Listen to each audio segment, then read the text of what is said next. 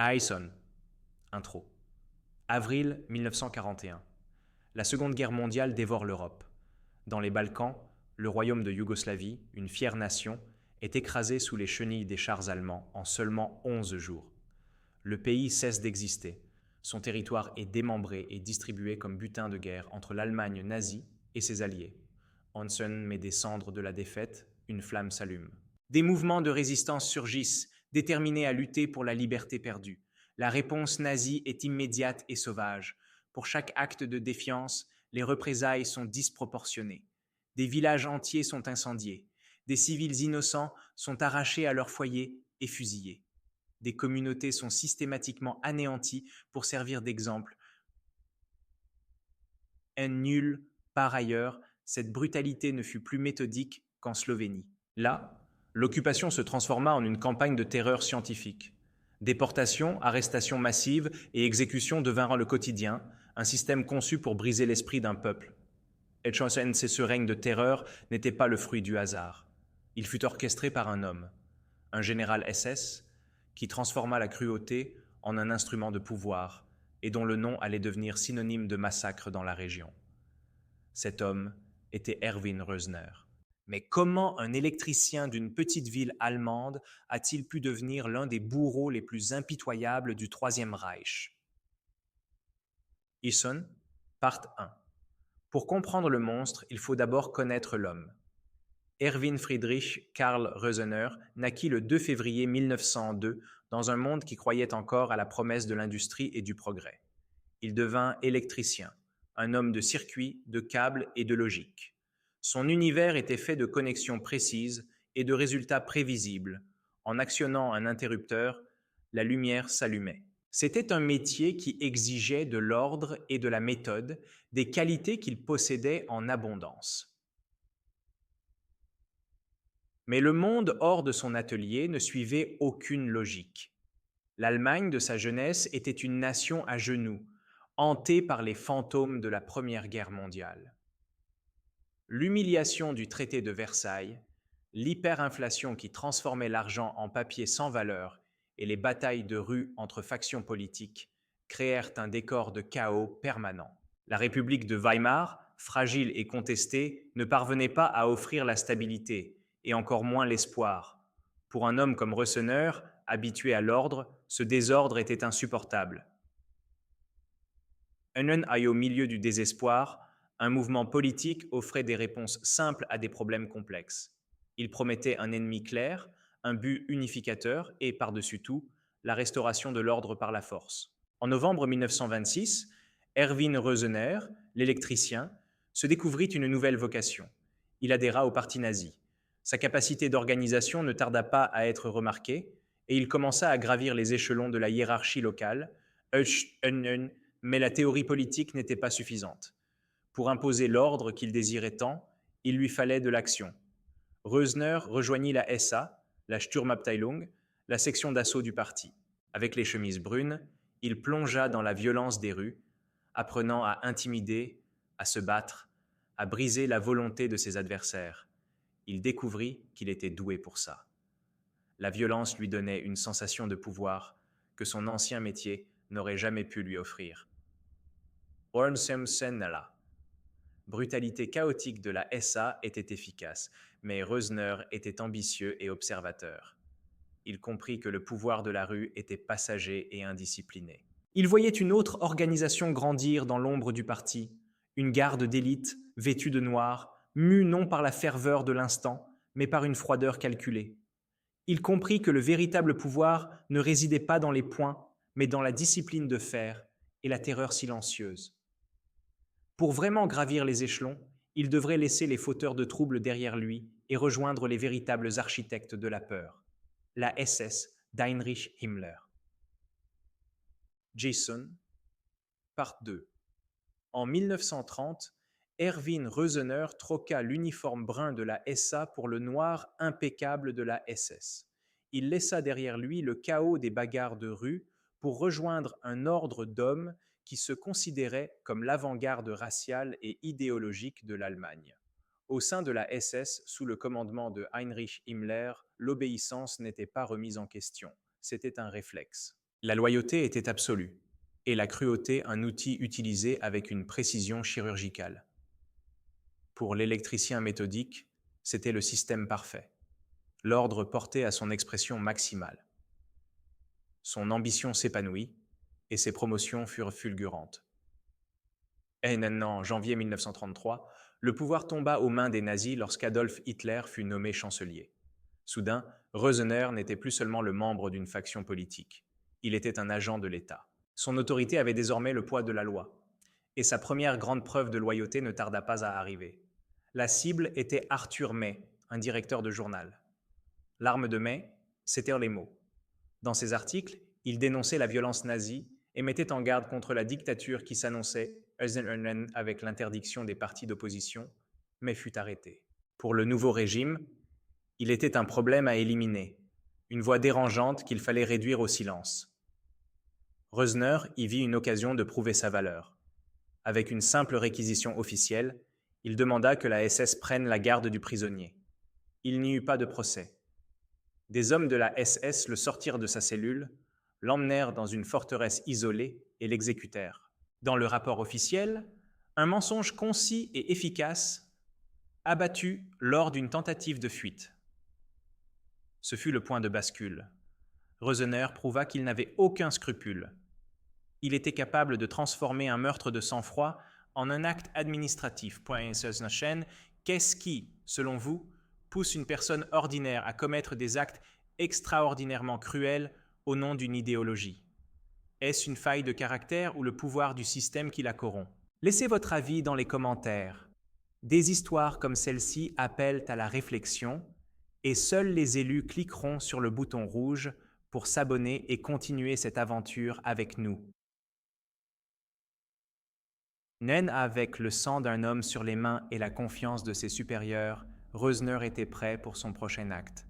Il n'allait plus se contenter d'éliminer les ennemis du régime dans l'ombre. Il allait aider à construire le spectacle grandiose qui hypnotiserait une nation entière. C'est que Chance par 3.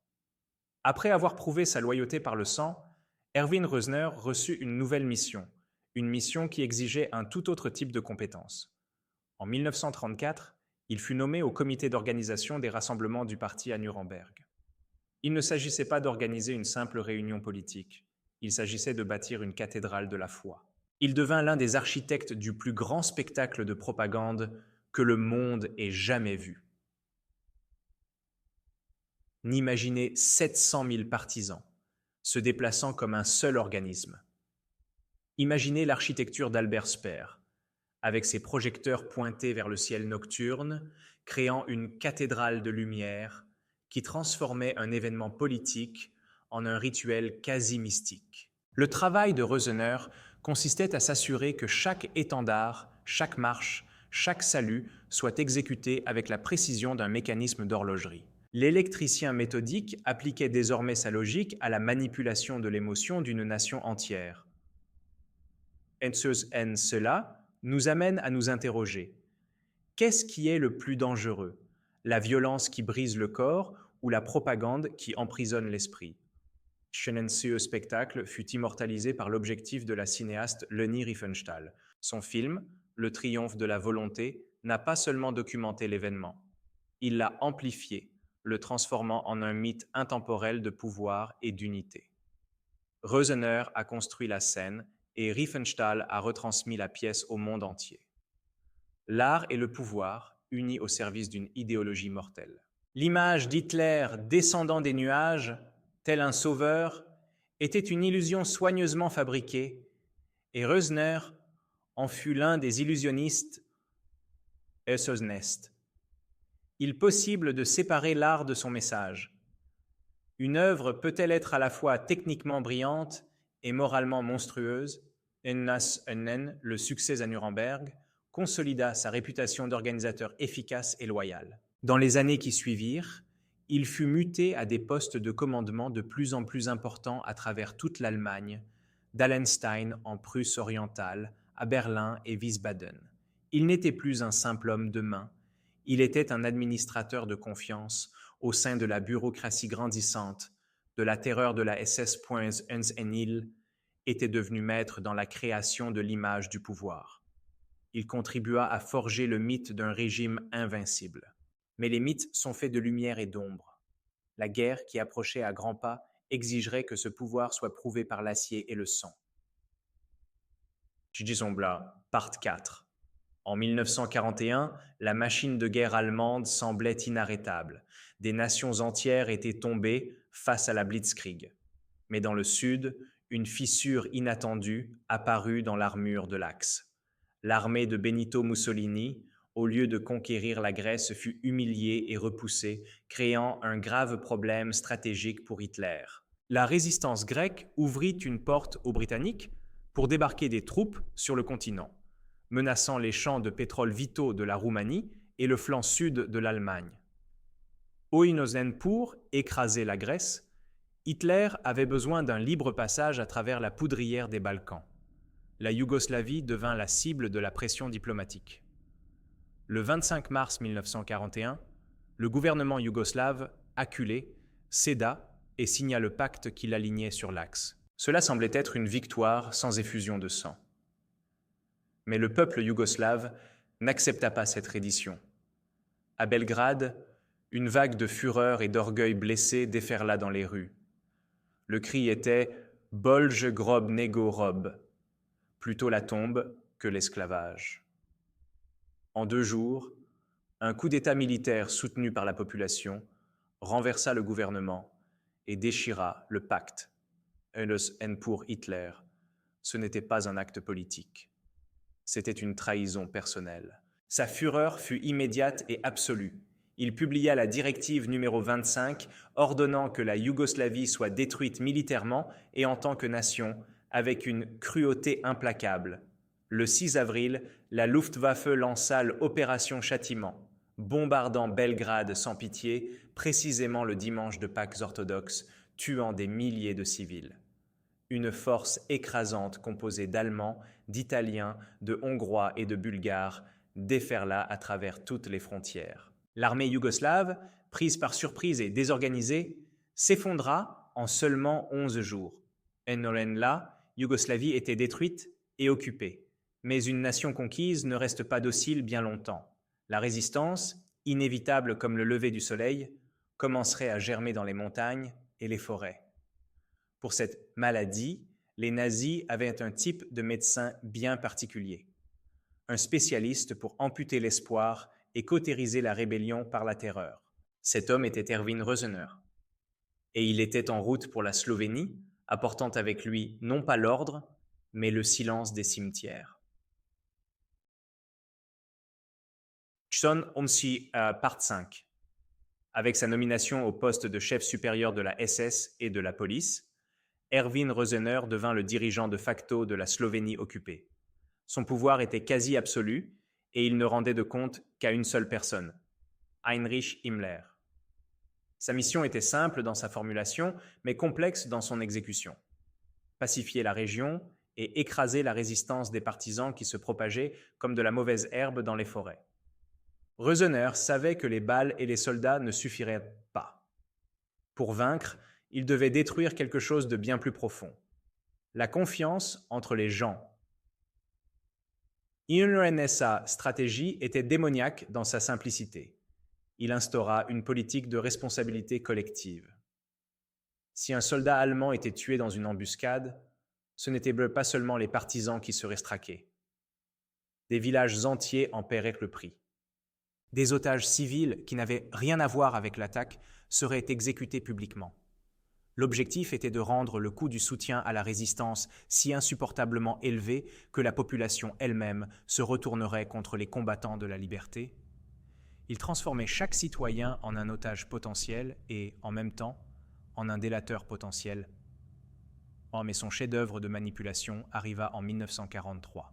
Il comprit que la guerre civile était un outil plus puissant que la simple occupation. Profitant de la peur du communisme et des divisions politiques existantes, Rösener ordonna la création de la garde nationale slovène. C'étaient des Slovènes, armés de fusils allemands, vêtus d'uniformes allemands et payés avec de l'argent allemand, chargés de traquer d'autres Slovènes. Il n'avait plus seulement besoin de ses soldats SS, il avait désormais des voisins prêts à dénoncer leurs voisins, des frères, prêts à se battre contre leurs frères NSNU, sein de cette milice, il créa une police secrète, une Gestapo locale. Leur travail consistait à s'infiltrer, à espionner et à compiler des listes. Des listes de professeurs, de médecins, d'ouvriers d'usines, de quiconque manifestait la moindre sympathie pour la cause antifasciste. Des listes d'hommes et de femmes à arrêter. Des listes d'otages à exécuter lors des prochaines représailles. Reusener, l'organisateur méthodique, était en train de construire la machine de terreur la plus efficace que la région ait jamais connue. Il ne s'agissait pas seulement de tuer, il s'agissait de créer un système où personne ne pouvait faire confiance à personne. Pam avec ses espions à chaque coin de rue et les listes de noms s'allongeant chaque jour, l'engrenage était en place. La toile de la peur avait été tissée. Désormais, il ne restait plus qu'à donner l'ordre pour que le sang commence à couler pour de bon. Jason Cheseku, par 6, avec son réseau d'informateurs et de collaborateurs en place, la phase finale du plan d'Erwin Reusener commença. À partir d'octobre 1944, il prit le commandement suprême de la guerre anti-partisan. Le maître mot était l'efficacité. La machine qu'il avait construite se mit à fonctionner à pleine capacité, et le produit de cette machine était la mort. Les exécutions de masse devinrent une routine bureaucratique. Otages civils, prisonniers de guerre et toute personne suspectée de collaborer avec la résistance étaient systématiquement éliminés. La brutalité n'était pas le fruit du hasard. Elle était calculée, conçue pour provoquer une terreur psychologique maximale. L'épicentre de cette politique de la terre brûlée fut la ville de Maribor. Les prisons locales devinrent les antichambres de la mort où se errent périodiquement, les listes compilées par la police secrète de la garde nationale slovène étaient utilisées. Des noms étaient appelés. Des hommes et des femmes, accusés d'avoir fourni un morceau de pain ou une cachette aux partisans, étaient extraits de leurs cellules. Ils n'avaient pas droit à un jugement, seulement à une sentence. Ils étaient emmenés aux abords de la ville, alignés devant des fosses fraîchement creusées et fusillés par des pelotons de la SS et de la police allemande. Entre 1941 et la fin de la guerre, rien qu'à Maribor, 689 hommes et femmes furent tués de cette manière. Leurs corps étaient jetés sans cérémonie dans les fosses, leurs noms effacés des registres, comme s'ils n'avaient jamais existé. Chaque exécution était annoncée publiquement comme des représailles officielles, un message clair pour la population. La résistance signifiait la mort, non seulement pour les combattants, mais pour quiconque oserait les aider. Ossensen-Reusener, l'architecte derrière tout cela, supervisait l'opération avec la distance d'un administrateur. Pour chaque rapport de pacification réussi, il recevait éloges et promotions. Au milieu de l'année 1944, il atteignit le grade de SS Obergruppenführer, l'équivalent de général de corps d'armée, l'un des plus élevés de la hiérarchie. Il était à l'apogée de son pouvoir, un maître de la guerre sale. Mais tandis qu'il collectionnait les médailles, le monde autour de lui commençait à s'effondrer. Les forces alliées avancèrent de toutes parts et le Troisième Reich, qui devait durer 1000 ans, vivait ses derniers mois. Pour un homme qui a bâti son pouvoir sur les corps d'innocents, que se passe-t-il lorsque l'ordre qui le protège s'effondre?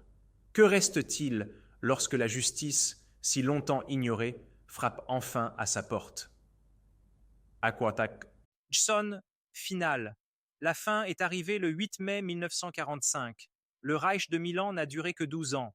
Avec l'effondrement, l'uniforme noir de la SS, autrefois symbole de pouvoir et de peur, est devenu une cible. Erwin Reusener, le général tout-puissant, s'est dépouillé de ses insignes et s'est enfui en Autriche, tentant de se fondre dans la foule des réfugiés, devenant un homme parmi tant d'autres au milieu du chaos.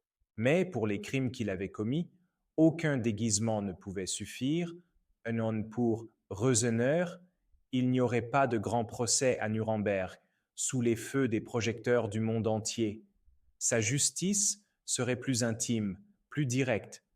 Il fut extradé vers la Yougoslavie, livré au peuple contre lequel il avait mené sa guerre de terreur. Devant un tribunal militaire, l'homme qui avait commandé des armées et décider de la vie et de la mort de milliers de personnes, se tenait désormais seul, debout, pour répondre de ses actes.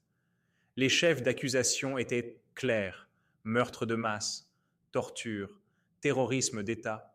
Au Neuseran, le 30 août 1946, la sentence fut prononcée: mort par pendaison. 5 jours plus tard, la peine fut exécutée.